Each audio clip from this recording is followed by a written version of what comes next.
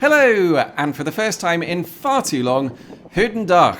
It is December 2023, it's a couple of weeks before Christmas, and I'm on a tram in the Netherlands.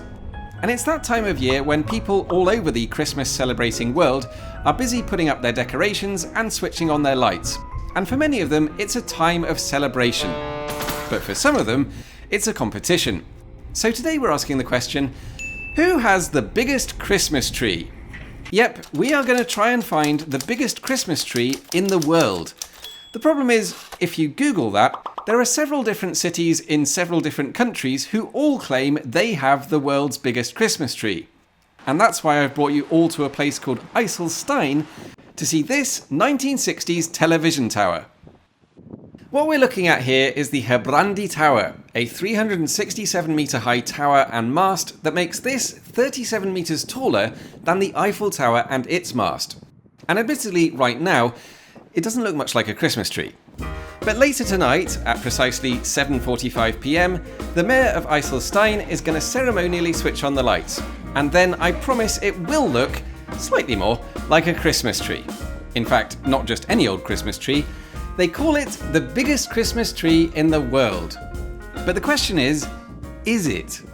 And if it isn't, what is? Now, there are some people who would argue this is not actually a tree. And to be fair, they've got a point.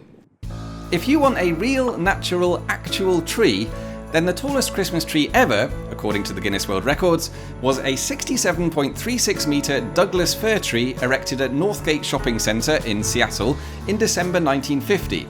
But of course, that was 1950, it's not there anymore. So where's the biggest one these days? Well, for the last two Christmases, the city of Enid, Oklahoma has claimed the title, with a 44 metre tree 2 years ago and a 43 metre one last year. But the tree they've put up this year is apparently only 31 metres tall, and I don't think that's going to be enough to keep the record. And in fact, if you're willing to accept a bit of German ingenuity, they've already been beaten by the 46 metre tree at the Dortmund Christmas market, which admittedly is made out of a bunch of smaller trees stacked in a pyramid shape to look like one big tree, but technically it is still real and it is still natural. Sort of. But of course, we can go much higher than that if you're willing to include all Christmas trees and not just the ones that are made from real trees. And in November this year, the small town of Stonewall, Louisiana, decided they wanted to beat the existing world record. So they bought 10,000 LED lights, draped them from the top of the local communications tower, and unveiled what they call the world's tallest Christmas tree structure. And at 92 metres tall, it almost certainly is the world's tallest Christmas tree structure, where the lights create a new shape independent of the existing structure. But over in a country called the Netherlands, they were asking someone to hold their 367 metre high beer. Here in IJsselstein, the local communications tower happens to be one of the tallest in Europe, and it's one of those that is stabilised by guy wires, in other words, these kind of tensioned support cables. And back in the 1990s, someone realised that if you simply dangled a few lights directly from the cables, it might look a bit like a Christmas tree. And so tonight, for the 25th time, the Mayor of IJsselstein is about to turn those lights on. Which makes this, surely, the biggest Christmas tree on the planet. Right? Well, this is where things get complicated. Because there is one more sort of tree that is sort of bigger. Every December since 1981, the medieval town of Gubbio in central Italy installs an enormous multicoloured lighting display on the slopes of the neighbouring Mount Ingino. And at 750 metres tall, that is officially the world's biggest Christmas tree display. Although, if you're a massive pedant, you could point out that we've been measuring all the other trees by their vertical height. And if we're going to do the same here, then someone really needs to go to Gubbio with a tape measure and a protractor and find out the angle of that slope. And if it's any less than 30 degrees, that would mean IJsselstein's tree is technically taller.